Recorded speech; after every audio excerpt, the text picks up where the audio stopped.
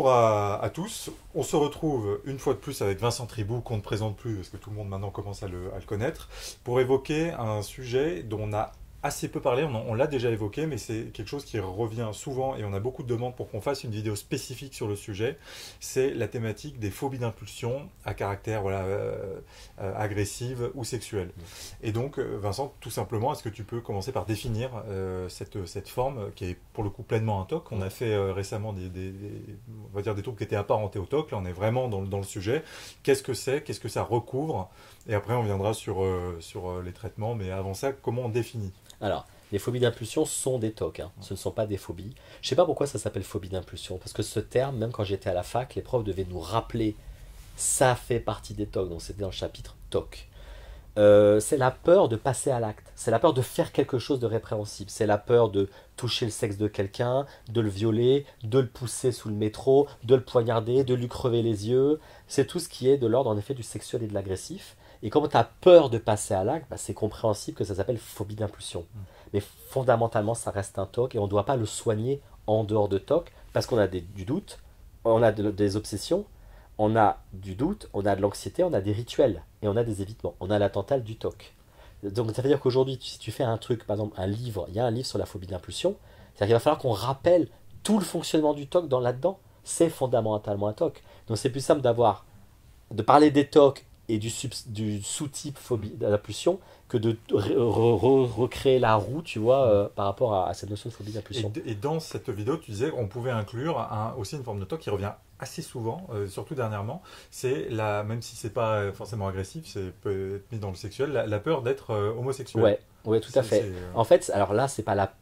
Alors, En même temps, il est étrange parce qu'il y a des gens qui te diront soit c'est très intellectuel, j'ai peur de l'être donc je dois le prouver par A plus B, soit j'ai peur de passer à l'acte qui pourrait prouver que je le suis. Mais on est dans les thématiques sexuelles. On est dans la thématique Thématiques sexuelles, agressives, tabou. Sexuelles, agressives, tabou.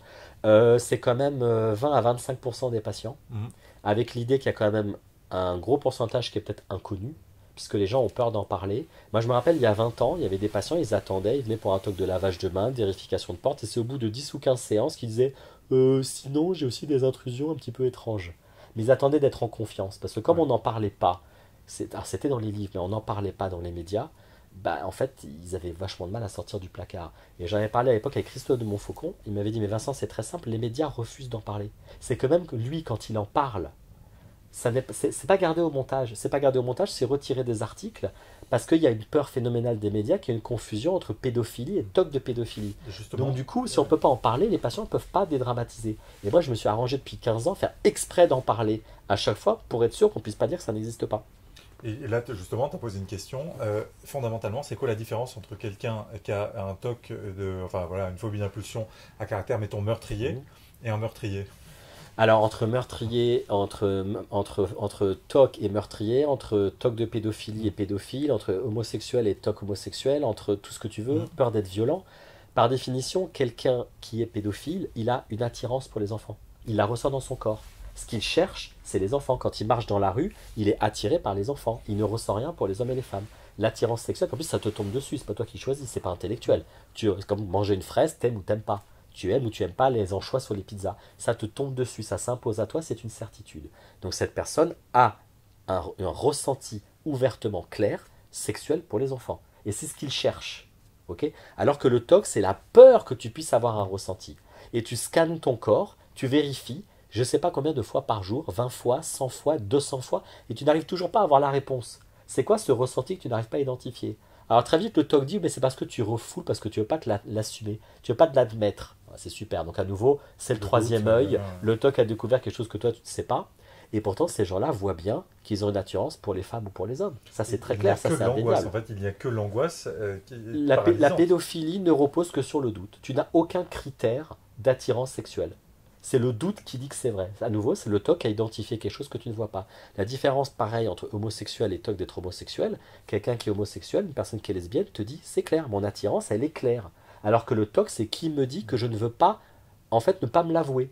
Donc tu as une femme qui a peur d'être lesbienne, elle est clairement attirée par les hommes. Dans la rue, ce qui l'intéresse, c'est les hommes. Depuis qu'elle est ado, elle est intéressée par les hommes, mais son cerveau lui dit, ça se trouve, tu te mens à toi-même. Et souvent, Et elle a des sensations en plus. mais ça se double en plus d'une culpabilité homophobe. Je dis, mais quand Oui. bien même, bah, ce serait pas grave, tu vois. Donc les gens souffrent parce Oui, mais que ça marche pas.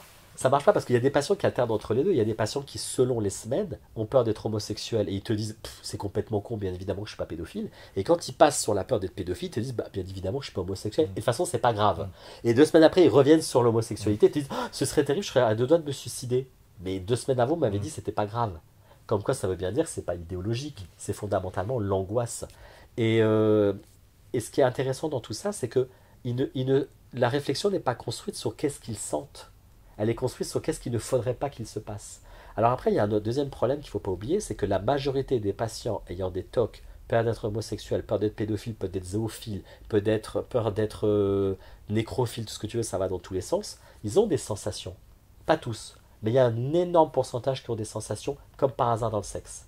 Sauf que ces sensations qu'ils ont dans le sexe sont radicalement différentes de l'attirance. Ils disent c'est-à-dire qu'ils vont ressentir quelque chose de physique. oui, et d'ailleurs ils vont appeler ça une sensation, ils vont pas appeler ça un désir. Alors je leur dis, bah voilà, mais c'est très intéressant que vous n'utilisiez pas le mot désir. Vous avez utilisé le terme sensation. Ce qui veut bien dire qu'elle est certes localisée au même endroit, mais elle n'a pas la même texture, elle n'a pas le même fonctionnement, c'est pas le même feeling.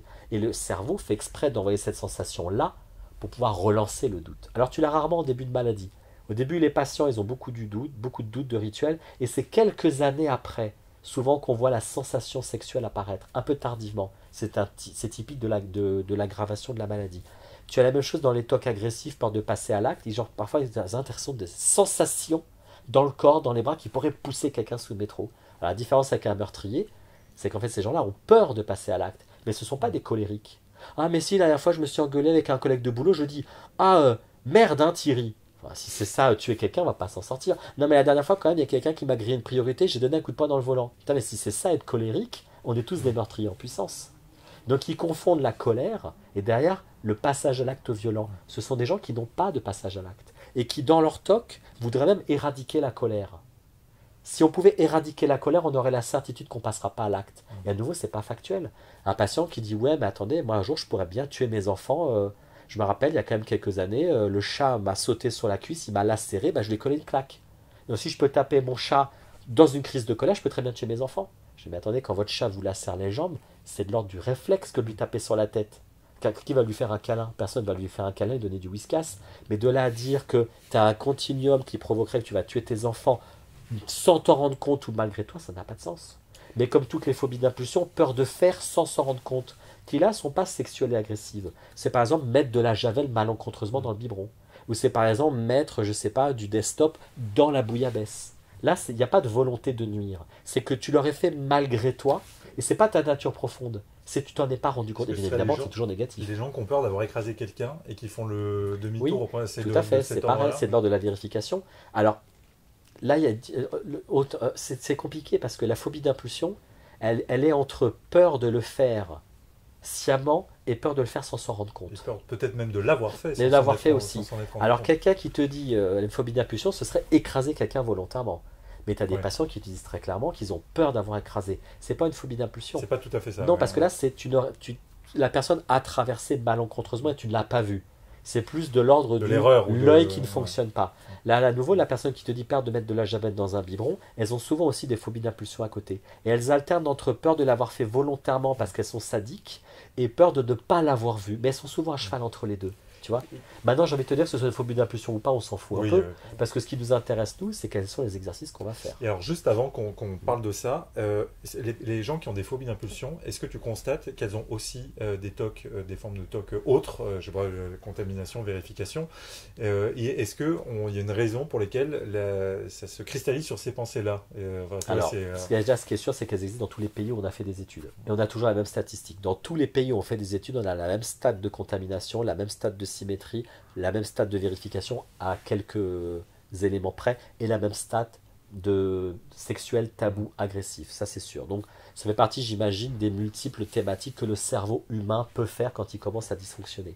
De l'autre côté, on n'a pas... alors souvent, ils sont un peu plus perfectionnistes, un peu plus scrupuleux. Ce sont souvent des patients beaucoup plus hantés par la morale. Et souvent, quand tu as fini la TCC, ça va faire plaisir aux psychanalystes, quand tu as fini la TCC, ils gardent un fond de culpabilité, un fond bien éduqué, consciencieux, perfectionniste. Ce qui me fait dire, moi, que ce serait chez certains patients, hein, parce que le truc, c'est toujours... Je me méfie avec les explications universelles, mais tu as un certain pourcentage de patients développant des phobies d'impulsion qui ont un mélange de TOC et de perfectionnisme. Et le perfectionnisme va colorer la thématique.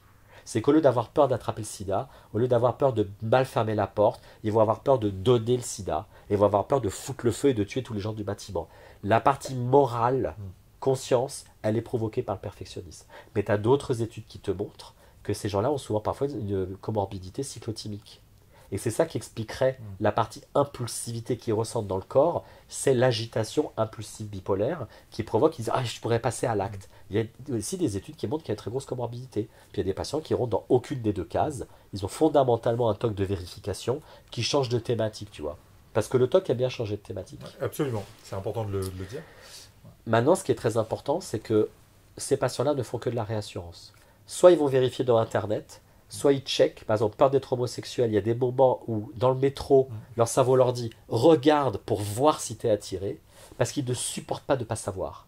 Donc là, la priorité, c'est éradiquer le doute. Et à d'autres moments, 2 minutes après, ne regarde pas, il ne faudrait pas que tu aies enfin la vraie réponse. Donc là, ils sont dans l'évitement. Et c'est paradoxal d'ailleurs qu'ils passent de « je veux savoir, je veux pas savoir, je veux savoir, je veux pas savoir ». Pareil pour la pédophilie, pareil pour la majorité des phobies d'impulsion. On passe dans évitement versus réassurance. Vérification, réassurance et des évitements. Ouais. Donc ça veut dire qu'ils se mettent au test, ils analysent leurs sensations sexuelles, ils regardent les gens pour voir s'ils sont attirés, ils regardent dans leurs bras s'il pourrait y avoir l'impression qu'ils sont capables de tuer, ils évitent les fenêtres pour tout ce qui est peur de se jeter par la fenêtre, ils évitent le quai du métro, ils suppriment tous les couteaux de la maison de peur de poignarder quelqu'un ou de se poignarder eux-mêmes. Ils vont beaucoup dans Internet pour regarder si ils ont les critères de la pédophilie. Il y en a même parfois qui vont regarder des vidéos un peu cheloues pour se mettre au test. Alors on n'a pas beaucoup de patients allant vérifier des vidéos pédophiles parce qu'ils ne sont pas débiles, ils savent très bien que les sites sont surveillés par la police. Mais par contre, il y a beaucoup de patients qui vont regarder des vidéos homosexuelles et lesbiennes ou de trans pour voir s'ils sont attirés. Parce que ça, c'est pas régulé par la police. Et qui se foutent dans un merdier phénoménal parce que les vidéos porno, par définition, sont excitantes. Et ton cerveau, par exemple, je sais pas, tu regardes une vidéo, tu as peur d'être homosexuel. Tu regardes une vidéo avec 2 mecs qui font du sexe. Tu vas ressentir une excitation sexuelle. Mais peut-être que tu ressens une excitation sexuelle parce que de base, la pénétration et la fellation, c'est excitant. Et pas parce que ce sont 2 mecs dans la vidéo. Sauf que le TOC va bien évidemment s'en emparer, ça va être encore pire. Ils vont faire des tests, ils vont éviter la piscine parce que les gens sont à poil, ils vont éviter les publicités dans le métro parce qu'il y a des corps à poil, ou les regarder 10 fois de suite, ou se les remémorer pour essayer de se rassurer. Ils vont éviter certaines chaînes de télé, de peur de tomber sur des trucs. Notamment un truc aussi bête que du savon pour bébé, il y a un bébé dessus. Terrible, parce qu'il ne faudrait pas avoir une excitation sexuelle avec le gel douche pour enfants. Ils vont éviter d'emmener les enfants aux toilettes. Ils vont refuser de s'occuper des enfants pour les couches, la douche. Ils vont avoir du mal à rester dans une pièce seule avec un enfant. Ils voudront être accompagnés, parce qu'à nouveau, ils vont être bourrés d'obsessions. Il y a beaucoup de parents qui ne peuvent plus changer les couches. Tu vois, il y a beaucoup de parents qui disent... Lors d'un anniversaire, je suis terrorisé à l'idée que ma nièce me dise « Ah tonton, est-ce que tu peux m'emmener faire pipi ?» parce que ça va déclencher énormément d'obsession. Et c'est toujours pareil. Je suis pédophile, ou je vais le devenir, ou je le suis et je ne veux pas l'admettre. Il y a toujours cette idée, ça se trouve, ma nature profonde, je ne veux pas l'admettre, il n'y a que mon TOC qui sait. Donc on tente de dire psychoéducation à fond les ballons, beaucoup de travail sur le doute, pour arriver à leur démontrer que quelle que soit la façon dont ils prennent le truc, ils n'ont aucun élément homosexuel, pédophile, meurtrier, colérique, impulsif, agressif, suicidaire. C'est pas vrai, parce qu'il y a aussi la peur de se jeter, la partie suicidaire. Ils n'ont pas les critères, ils ont le doute. Et moi, je leur dis souvent, pour quelqu'un qui fait des rituels toute la journée, comment vous avez fait pour ne pas tomber sur le truc? Votre cerveau est persuadé qu'il a raison, ça fait 500 fois que vous vérifiez, et putain, vous n'avez toujours pas trouvé le plus petit élément d'homosexualité, de pédophilie, de nécrophilie, de machin. Quel constat d'échec? Conclusion, votre TOC vous ment. Et puis comme ils sont frénétiques dans les rituels, parce que, soyons clairs, la majorité des TOC, de lavage, de fermeture de porte et compagnie, ça va. L'angoisse, parfois elle est horrible, mais le scénario il est quand même assez modéré. La majorité des patients ayant peur du sida savent qu'ils ne vont pas attraper le sida. une grosse partie. Par contre, pédophilie, homosexualité, ce sont des trucs beaucoup plus graves. Qui pour enfin, la pédophilie, c'est pénalement répréhensible, jeter son bébé par la fenêtre. Là, tu ne peux pas relativiser que potentiellement, tu vas perdre ta carte de crédit et tu vas être cambriolé. Ou tu ne vas pas relativiser que dans le pire des cas, tu prendras la trithérapie toute ta vie. Là, on est sur des thématiques qui ne pardonnent pas, tu vois. Ce qui ne veut pas dire que les autres ont des thématiques banales. Mais là, tu rentres quand même sur un truc qui est socialement quand même mal vu. Et alors justement, avant que tu poursuives... Donc ça génère potentiellement plus de dépression. Voilà, c'est très bien, très bien. Et la question que je voulais te poser, c'est quelqu'un qui a ça, qui découvre ces pensées-là au début, se considère comme un monstre parce qu'il fait pas bien le doute. Tu vois. Qu'est-ce qu'il faut dire aux gens qui commencent à avoir ces idées-là, parce que beaucoup ne consultent pas parce qu'ils ont trop peur. Ils ont trop peur qu'on les prenne pour ce qu'ils ont peur d'être. Qu'est-ce qu'il faut faire? C'est pas facile parce que ces gens ont du mal à en parler. Quand ça touche les hommes, ils osent pas en parler à leurs femmes. Ils évitent de se retrouver tout seuls avec leur fils ou leur fille. Qu'est-ce qu'il faut faire? Alors déjà, première chose, le truc, écoute, dans le pire des cas, c'est comme ça. L'acceptation, ça ne marche pas. Ah oui, non, là, parce que quand tu passes, il y avait un patient qui m'avait dit, moi, mon premier toc, c'est peur de ne pas être intelligent. Après des années à ritualiser, à tester son intelligence, apprendre des listes par cœur, faire des exercices de mathématiques, au bout d'un moment, il s'est dit, dans le pire des cas, t'es con. Tu penses bien que 2 semaines après, son toc est passé sur autre chose. Peur de ne pas aimer ses parents. Et après des années de toc, il s'est dit, dans le pire des cas, t'es un fils ingrat. Bien évidemment, le toc a muté. Tu vas devenir homosexuel. Il a passé, 8 ans, 10 ans à ruminer ça. Puis à la fin, il s'est dit, dans le pire des cas, t'es gay. Qu'est-ce qu'a fait son toc? Il est monté. Là, t'es pédophile. Et là, pour le coup, tu tombes sur une thématique que tu ne peux pas accepter. Donc, la notion de, dans le pire des cas, c'est comme ça, c'est pas grave. Le toc va toujours muter vers un truc que tu ne pourras pas accepter. Donc, les patients arriveront toujours à un moment devant toi. Ils arriveront toujours, c'est pareil, ce sera pédophilie. Donc, l'acceptation est une technique dangereuse. Petit 1 parce que le toc mute et petit 2 parce que ça s'appelle avoir oublié que c'est un toc. On n'est pas là pour accepter la thématique, on est là pour se rappeler qu'on est un toc. Le troisième point qui est fondamental, toute la logique est construite sur le doute.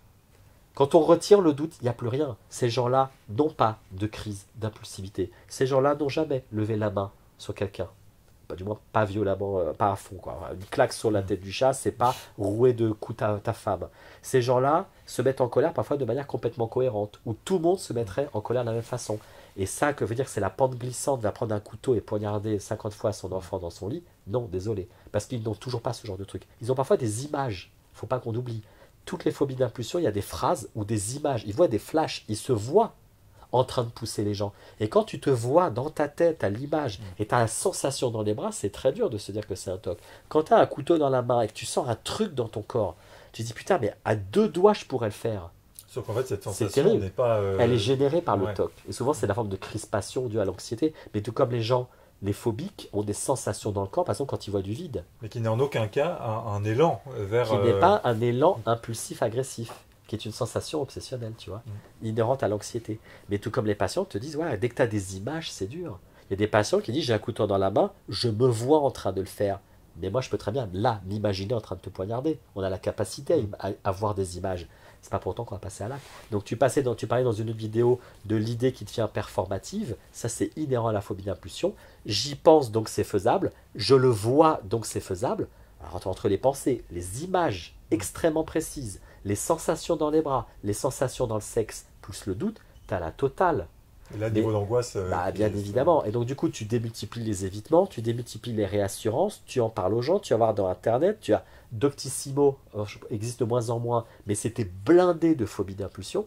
Il y a plein de patients qui me disaient qu'ils étaient passés par Doctissimo, qui entre 2 rendez-vous retournaient sur Doctissimo pour relire, mais à plus soif, les mêmes arguments de réassurance. Mais tout comme sur la page Facebook de l'AFTOC, j'imagine que c'est majoritairement des gens en crise qui viennent chercher une réassurance. Et c'est là où ce qui est très intéressant, c'est que moi je leur dis souvent, j'ai pas compris, vous avez peur d'être pédophile, vous vous lavez les mains au savon.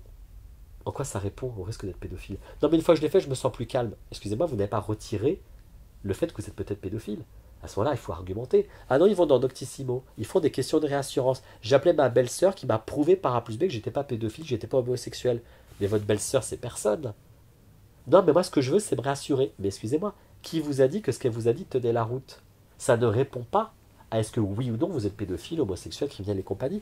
Donc, et les patients se rendent compte au bout d'un moment que le rituel ne vise qu'à soulager l'angoisse et le doute, mais qu'il n'est pas fondamentalement une preuve qu'ils ne sont pas en danger.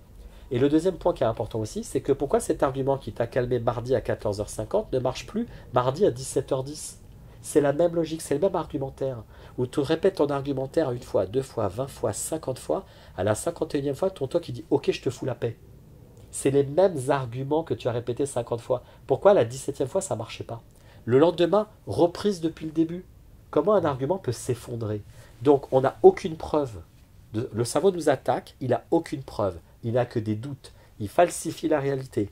Il met à la poubelle les certitudes. Il remplace par des doutes. Des doutes construits sur des doutes, eux-mêmes construits sur des doutes. Avec des sensations qui ne sont pas de l'attirance. Avec de la colère qui n'est pas du passage à l'acte. Et à nouveau, ça fait 10 ans que tu rumines, 10 ans que tu retombes systématiquement sur la même conclusion, et 10 ans que ton cerveau te dit poubelle, on reprend tout depuis le début. Donc, ça, c'est le fondement d'un TOC. Un doute qui te fait répéter et qui n'a aucune preuve. Mais là, avec peut-être cette différence par rapport aux autres TOC, c'est que le doute, il a ce caractère insupportable du fait de la thématique, que tu ne peux pas laisser glisser, comme tu l'as dit.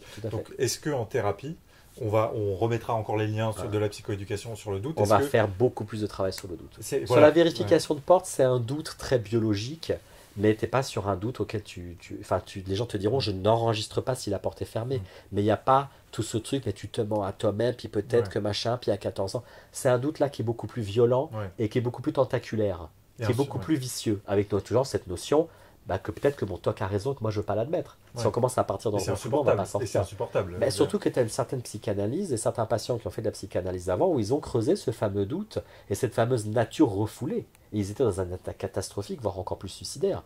Donc il faut quand même rappeler qu'il y a un fonctionnement neurologique et que quelle que soit la thématique, oublions la thématique, il y a des intrusions qui génèrent de l'anxiété, il y a un doute qui résiste à tout et qui retourne, qui tourne, de l'anxiété. On a aussi des évitements, de la réassurance, de la rationalisation.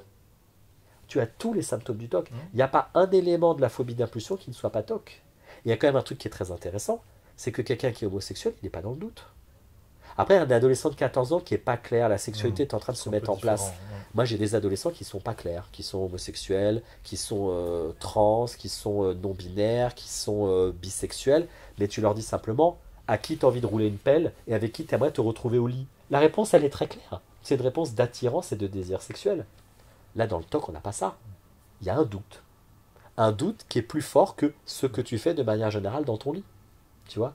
Et le TOC, là où il devient vicieux, c'est que comme dans le TOC du couple, le TOC affectif, c'est que quand l'anxiété commence à gonfler, un patient hétérosexuel te dira par exemple, je n'ai même plus de désir quand je vois une femme dans la rue. C'est qu'en fait, même se masturber, il n'a plus envie.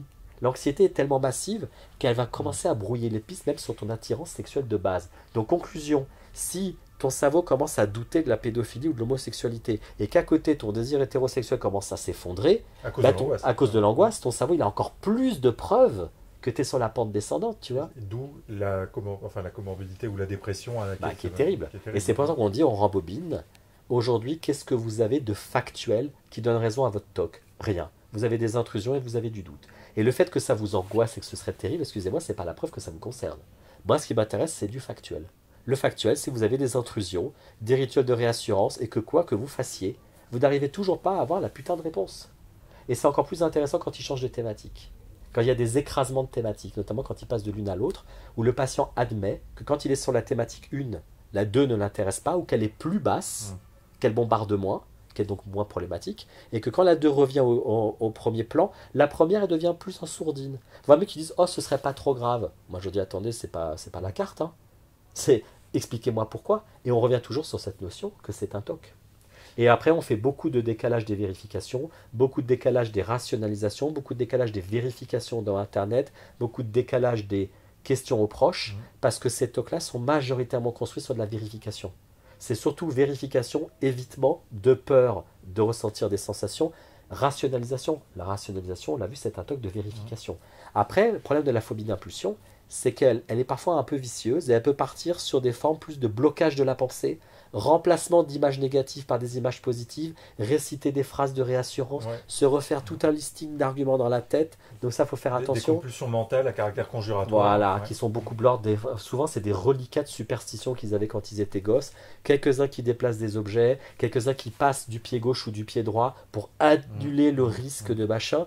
Et donc, en gros, entre ceux qui sont vraiment sur vérification, rationalisation, ce qui est très cohérent d'ailleurs, ce serait plus cohérent de faire ça, et ceux qui font malédiction, pensée magique, annulation de pensée, blocage de la pensée, finalement, la phobie d'impulsion bouffe à tous les râteliers. Tu peux avoir tous les modes opératoires du TOC dans la phobie d'impulsion. Donc c'est pour ça que dire qu'il y aurait une seule technique, c'est pas vrai. Si c'est vérification, réassurance, remémoration, aller chercher de l'info dans Internet pour se rassurer, c'est décalage. Il faut aussi diminuer les évitements.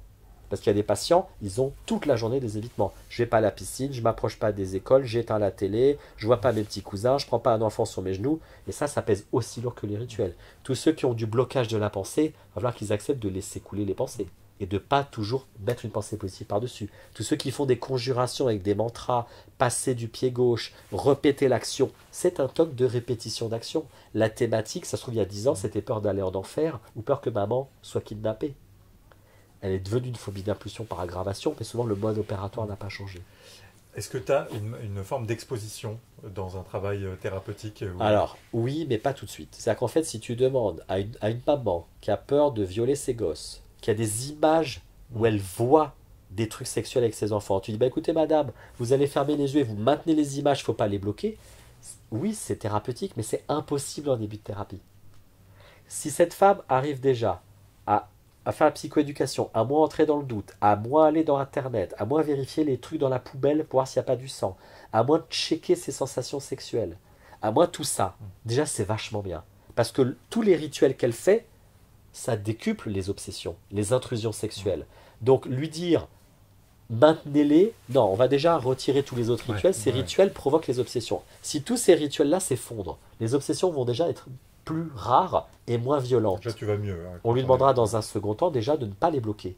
Pas de les visualiser, mais juste de les laisser vivre. Ce qui est déjà super chiant. De ne pas remplacer ces images, ces flashs que tu as par... Vous ne les bloquez pas, vous ne les remplacez pas par des images positives, mais par contre, ne faites pas non plus de l'exposition. Vous les laissez vivre comme une mouche qui se promène dans la pièce.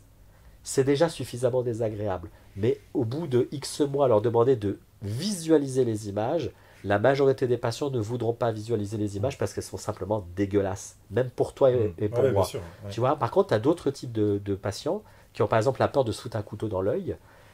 Tout repose sur le blocage de l'image. Ils n'ont pas de rationalisation, ils ont pas parfois ils ont des évitements des couteaux.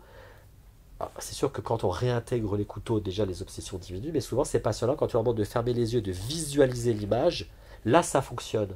Parce qu'on n'est pas sur des trucs hyper dégueulasses. Et parce que ça repose uniquement sur ça. Mais on peut aussi leur demander, pendant quelques temps, au moins de tolérer que l'image se promène.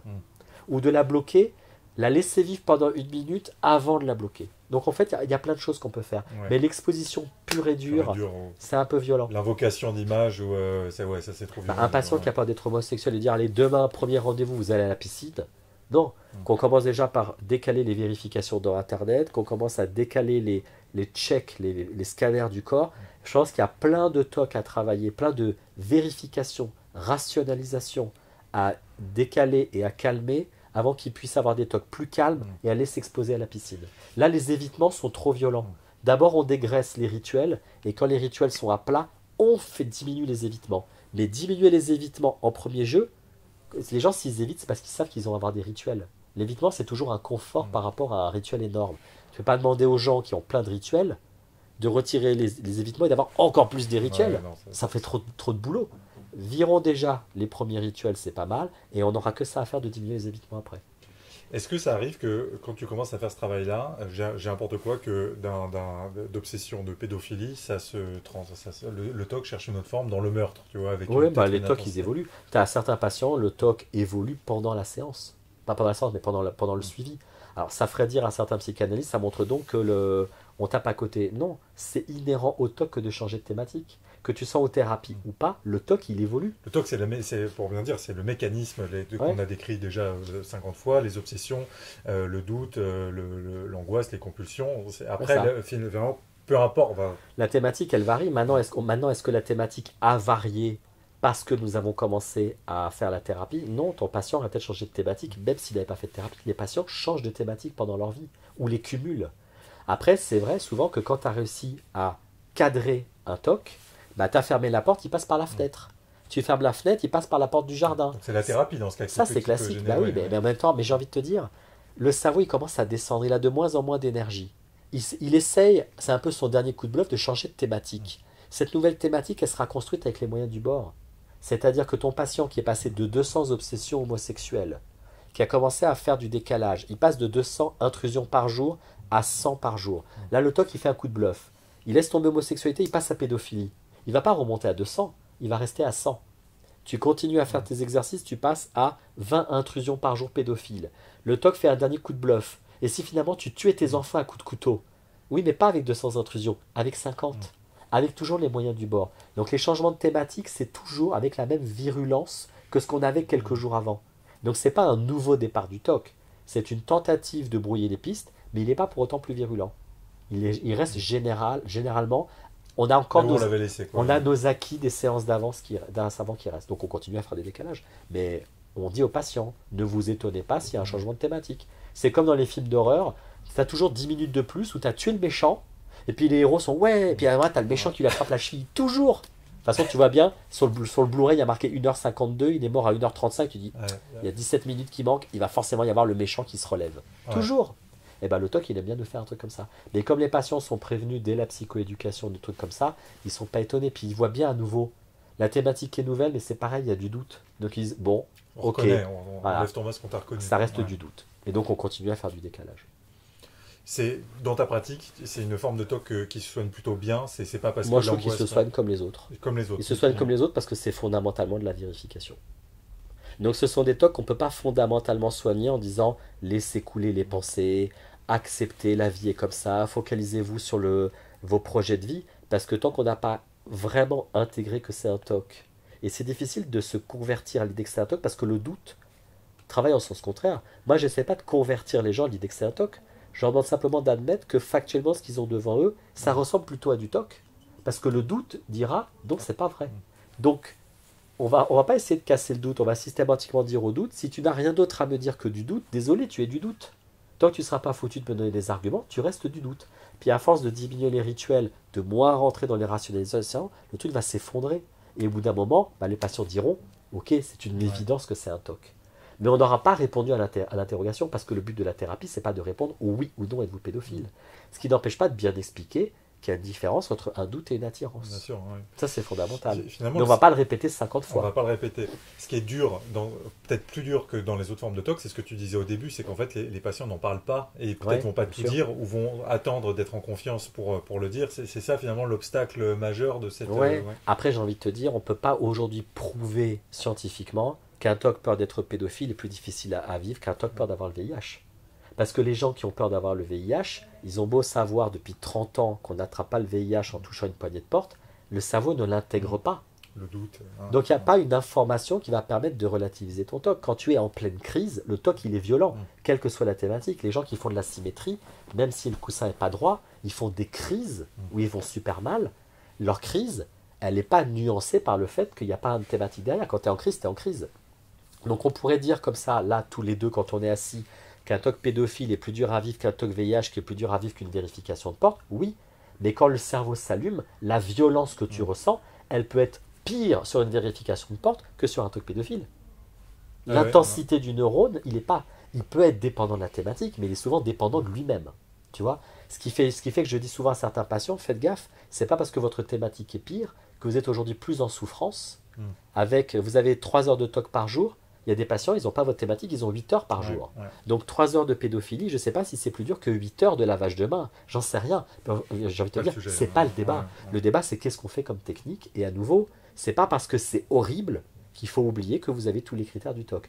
Il y a un autre point qu'il ne faut pas qu'on oublie. La phobie d'impulsion est un vivier à troubles bipolaires. Et ce sont souvent des phobies d'impulsion intermittentes. Ce sont des gens qui ont une crise de phobie d'impulsion pendant plusieurs jours d'affilée, à fond les ballons. Ils sont ultra déprimés. Puis d'un seul coup, le truc, il s'arrête. Ils ont ritualisé. Ils sont allés dans Internet. Ils ont fait de la réassurance. Mais comme des bourrins. Et au bout d'une semaine ou plus, boum, ça s'arrête. Soit ça s'arrête complètement, soit il y a 80-90% de l'intensité qui descend. Il passe de 200 intrusions à 3. Il passe d'un état de machine à laver à résiduel. Ils sont tranquilles pendant quelques semaines et boum, ça leur retombe à nouveau sur la tête. Cette intermittence, alors ils disent oui, mais parfois, excusez-moi, entre deux crises, j'ai quand même un fond. L'accordéon comme ça d'intensité est fondamentalement bipolaire. Donc c'est pas parce qu'il y a un arrêt total entre deux crises, à partir du moment où on passe d'une énorme crise à un résidu, c'est fondamentalement bipolaire. Et là, le chemin thérapeutique, c'est on traite la bipolarité avant tout. Parce que Ouais. sous traitement, elles ne sont pas anesthésiées, hein, on les fait pas baver, on leur donne les médicaments qu'il faut. Quand la crise bipolaire est calme, on n'a que le résidu. Ce fameux résidu soi-disant TOC, qui parfois d'ailleurs n'est même pas TOC, qui est un résidu bipolaire. Et la dépression, elle n'est pas provoquée par la violence de la thématique. La dépression, elle est inhérente au trouble bipolaire. Ce sont des patients qui font pas... Un trouble bipolarité, c'est excitation, dépression. L'état mixte, c'est la superposition des deux états. Ils ont une agitation cérébrale, maniaque, qui est le bombardement d'intrusion, et la dépression en même temps. Ils ne sont pas déprimés par la thématique, ils sont déprimés parce que leur cerveau génère de la dépression. Et au bout d'une semaine, 10 jours, quand la crise s'arrête, ils disent parfois en 24 heures, l'humeur remonte. Pas parce que les obsessions se sont arrêtées, parce que l'état mixte bipolaire s'est arrêté. Parce que tu as des patients qui ont des phobies d'impulsion depuis 20 ans et qui ne sont toujours pas déprimés, et tu as des patients qui, au bout de 48 heures de phobie d'impulsion, sont déjà dépressifs suicidaires. Donc désolé, ce n'est pas la thématique qui te rend dépressif suicidaire, c'est le trouble bipolaire qui est derrière. Et ça, c'est compliqué pour les patients. Parce que ça leur tombe ultra violemment dessus, ça s'arrête ultra précipitamment, tout ce qu'ils ont dit, ça n'a servi à rien, puis d'un seul coup, il y a comme un voile qui se lève, terminé, ou quasi terminé. L'intermittence dans le TOC, il faut toujours aller chercher du côté du trouble bipolaire, toujours, toujours, toujours. Pourquoi? Parce que si on se trompe, on dit bah c'est un TOC, antidépresseur, soit on n'améliore pas, soit on aggrave le trouble bipolaire. L'ISRS, enfin les médicaments qu'on donne pour le TOC, si on n'a pas détecté la bipolarité, ça flambe. Ça flambe. Soit c'est peanuts, soit ça flambe. Ben, mais parce que il y a encore beaucoup de psychologues et psychiatres qui te diront, même si c'est intermittent, désolé, c'est TOC. Mais non, un TOC n'est pas censé être intermittent. Il n'est pas censé être intermittent, ça n'existe pas un TOC intermittent. Ouais, bah c'est intéressant et important. Et ce qui est marrant dans l'homme aura de Freud, tu vois, c'est que l'homme aura de Freud, il a des... 1909, hein, il a quand même des périodes où il a rien. Il a une énorme période de TOC après la mort de son père, après il est tranquille, et ça revient par à coup. Et moi, à l'époque où je lisais ça, je me dis c'est quand même bizarre. Et maintenant, quand je le relis à nouveau, non pas que ce soit mon livre de chevet, mais j'ai quand même révisé avant notre vidéo, moi je me demande si c'est pas une version dépressive, tu vois. Qu'il ait des arrêts comme ça. Puis ce nouveau truc du rat qu'il a très tardivement, parce qu'il a quasiment 35 ans, il a 30 ou 35 ans, ou 29 ans quand il consulte Freud, ce truc des rats, ça vient à peine d'arriver. Il s'appelle l'homme au rat, parce que c'est sa dernière thématique en date. Mais il a eu une première thématique, puis après il a eu un arrêt, puis après il a eu une deuxième crise. Ça se trouve, il a simplement une forme de trouble de l'humeur qui se manifeste par des pensées, tu vois, de culpabilité. Puis même cette culpabilité énormissime comme ça fait très dépressif aussi. C'est pour ça qu'il faut toujours aller investiguer les troubles de l'humeur dans ces trucs-là. Ouais, c'est très intéressant. Est-ce qu'il y a autre chose à dire? Je crois que c'est très complet. Un autre point qui est important aussi sur les troubles de l'humeur, je me rappelle d'une patiente comme ça qui avait une phobie d'impulsion, qui était peur de poignarder ses enfants et avec sa bagnole, elle avait peur de se jeter dans les camions comme ça, quand elle roulait. Donc elle avait tendance à se décaler. Et pareil, c'était par phase dans l'année. Des phases où elle avait beaucoup de phobies d'impulsion, des phases où elle en avait moins. Et c'était compliqué de savoir si c'était vraiment des phobies d'impulsion. Il y a un truc classique pour savoir si c'est une phobie d'impulsion. Cette patiente, quand elle ferme les yeux et je lui demande de visualiser qu'elle jette sa voiture dans un camion, si c'est une phobie d'impulsion. Tu fais de l'exposition en imagination, l'angoisse augmente, puis après par effet d'habituation, l'image commence à redescendre, jusqu'à éradication de l'angoisse. Si ton patient a une diminution de l'anxiété, c'est un TOC. Ça répond à la TCC. Ma patiente était de plus en plus mal au fur et à mesure.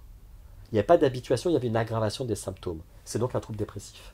Dans la dépression, elle développe secondairement des phobies d'impulsion. Quand elle n'est pas déprimée, les phobies d'impulsion s'arrêtent. L'exposition en imagination l'ayant aggravée, c'est donc un trouble de l'humeur.